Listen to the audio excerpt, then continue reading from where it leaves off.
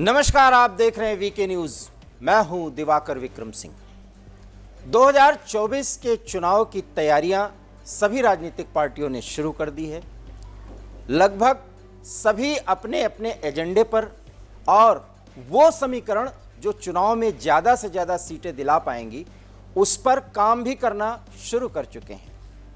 Bharatiya Janata party, Congress और कुछ बड़े क्षेत्रीय दल जैसे समाजवादी पार्टी, इन सब ने चुनाव के वो कील कांटे जो फिलहाल उनके तरफ से दुरुस्त किए जा रहे हैं उस पर बहुत तेजी से काम कर रहे हैं। कितना वो दुरुस्त कर पाएंगे ये तो आने वाला समय बताएगा, लेकिन इतना ज़रूर है कि उत्तर प्रदेश जो सबसे बड़ा राज्य है और जहां सबसे ज़्यादा सांसद चुनकर लोकसभा पहुंचते हैं, वहां की चुनाव की तैयारियों के संदर्भ में सभी मंथन कर रहे हैं। और अगर अभी देखा जाए तो फिलहाल वहां मुकाबला समाजवादी पार्टी और भारतीय जनता पार्टी का है।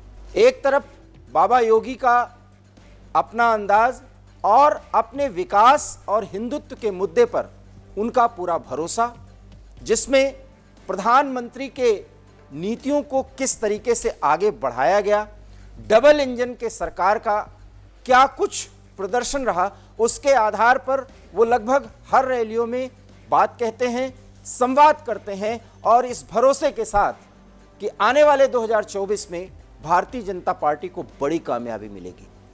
दूसरी तरफ समाजवादी पार्टी के मुखिया अखिलेश यादव भी पुरजोर कोशिश कर रहे हैं कि उनका जो रणनीतिक कौशल है जातियों को साधने की और उसमें जहां भी कमी है उस कमी को पूरा करते हुए एक ऐसे प्रत्याशियों को खड़ा करने की जो भारतीय जनता पार्टी को कड़ी टक्कर दे सकें। इस समय फिलहाल मैं बीएसपी अर्थात बहुजन समाज पार्टी की बात नहीं करूंगा, जो जातीय समीकरण में किस समीकरण पर लगभग हर एक चुनाव में काम करती है।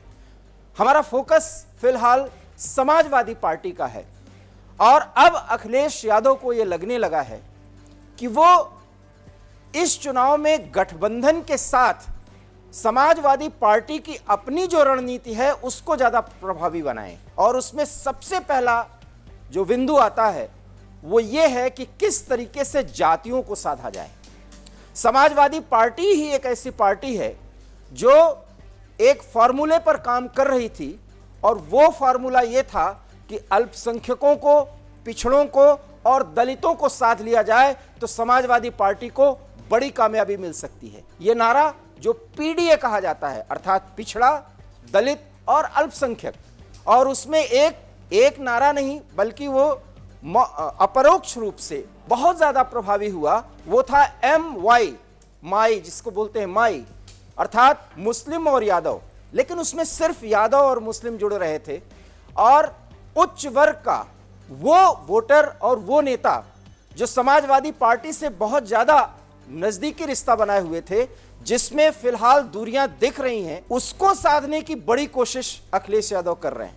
और वो क्या है वही हम बताने जा रहे हैं और वो जानना आपको बेहद दिलचस्पी भरा खबर पता चलेगा। और वो ये है कि उच्च वर्ग में राजपूतों को कैसे साधा जाए।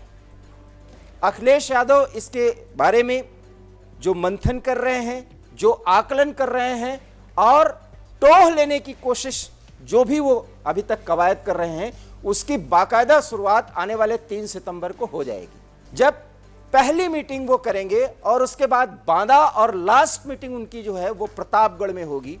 प्रतापगढ़ पूर्वांचल अवध का वो क्षेत्र जो जहां पर राजपूत वोटर्स और नेता वर्चस्व रखते हैं और उनका वर्चस्व कायम है। अखिलेश यादव की कोशिश है कि मुलायम सिंह यादव के सबसे चहेते लेकिन उनके कार्यकाल में दूर हुए राजा भैया, जो आज भी सदन से लेकर सड़क तक बहुत ही कन्फाइंड वे में अखिलेश यादव की किसी भी नीति का पुरजोर विरोध करते हैं, उसकी धज्जियां उड़ाते हैं। राजा भैया और समाजवादी पार्टी की दूरी अब किसी से छिपी नहीं है, क्योंकि अखिलेश यादव ने उनको दरकिनार करने की भरपूर कोशिश की।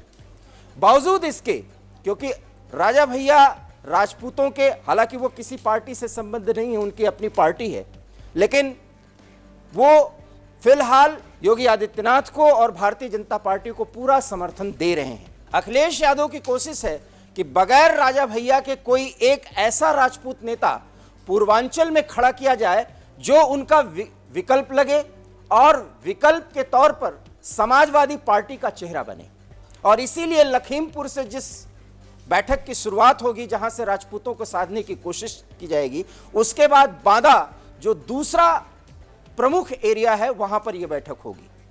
अब अंतिम बैठक प्रतापगढ़ में होगी, लेकिन बड़ा सवाल है कि इन 3 बैठकों में कितने राजपूत वोटर्स साधे जाएंगे और कितने नेता अखिलेश यादव को मिलेंगे, और क्या वो थ्योरी जिस पर वो काम कर रहे हैं कि राजपूतों के साथ बेहतर संवाद कायम करके उनको, जो कि भारतीय जनता पार्टी के वोटर बन गए हैं, उनको समाजवादी पार्टी के साथ लाया जाए, क्या ऐसा होगा?